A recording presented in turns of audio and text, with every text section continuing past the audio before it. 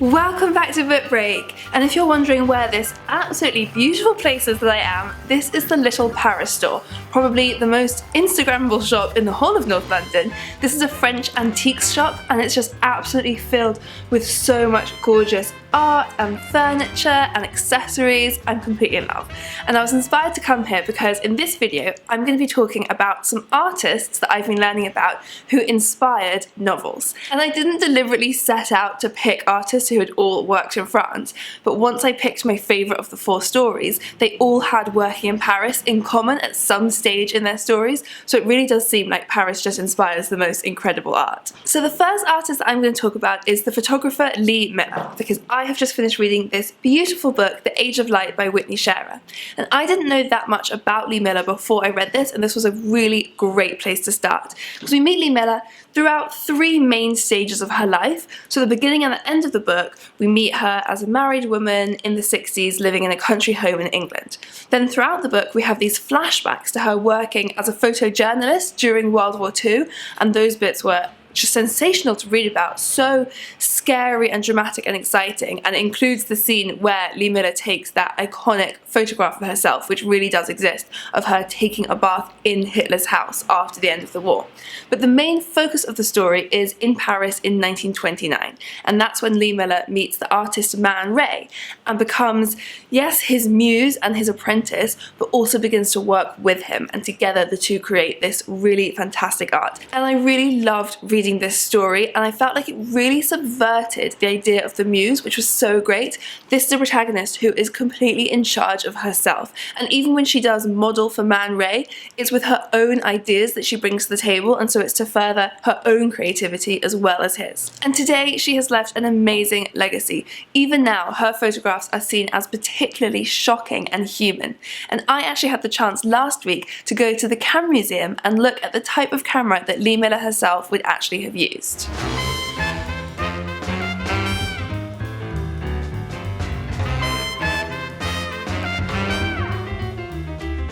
So this is the amazing Camera Museum in London. It is absolutely fascinating. It's free entry, so I really recommend you come and visit if you've got any interest in cameras at all. I will link to their website below. They have got an amazing collection of cameras from present day, the cameras that I actually recognise, all the way back to some from the late 1800s, which are absolutely amazing. I can barely even recognise them as cameras, let alone know how to use them. So we've got the ones up here, which look like the cameras that I recognise. I think I even see my first camera on the wall there. Then there are these 80s, 90s cameras that I definitely remember my parents pointing at me on family holidays, and I'm obsessed with these 70s cameras. I have never seen anything quite like this before. And we just go further and further back with these cameras just looking more and more alien and beautiful and complex, until we go over there. We've actually got the same type of camera that Lee Miller herself would have used. So this is a Rolleiflex camera. The one with the 2 lenses is the type that Lee Miller was most famous for using herself. And when I was reading The Age of Light, one of my favourite sections is where you see Lee Miller, together with Man Ray, developing this revolutionary new photography style called solarization, which they're both very well known for. And that's basically where you expose a partially developed photograph to light for a brief time and then go back to processing it normally, and it ends up with this outline around the subject, this kind of halo effect. It's really, really unique, and I will link below to Lee Miller's website so you can see some of the solarized pictures yourself, because they really are amazing. And it's just fascinating to think that this is the type of camera that they were using to take those pictures. I would not have the first idea of where to even start taking a picture with this.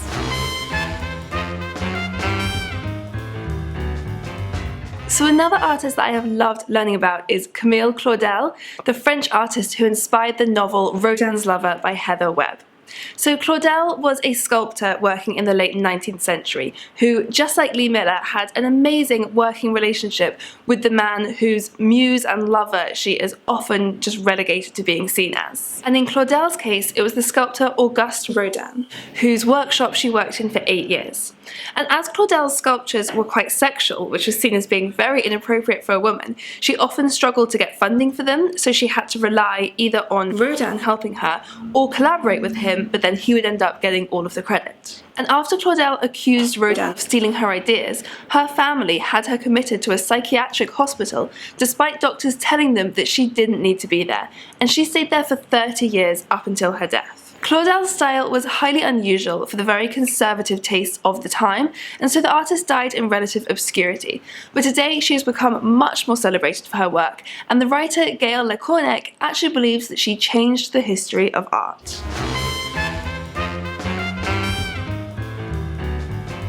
Now, a Polish artist who worked for many years in Paris is Tamara de Lempicka, who inspired the book The Last Nude by Ellis Avery. And the book imagines the story behind Lempicka's famous painting La Belle Raffaella, imagining a love story between the painter and the muse in the build-up to World War II. And it's unknown if this love story between Lempicka and Raffaella is true, but Lempicka did certainly have many love affairs with both men and women that were considered very scandalous at the time, and she was close friends with many lesbian and bisexual women like Vita Sackville-West, Violet Trefusis, and Colette. And she even has some major celebrity fans today. Jack Nicholson, Barbra Streisand, and Madonna are all devoted collectors of Lempicka's work.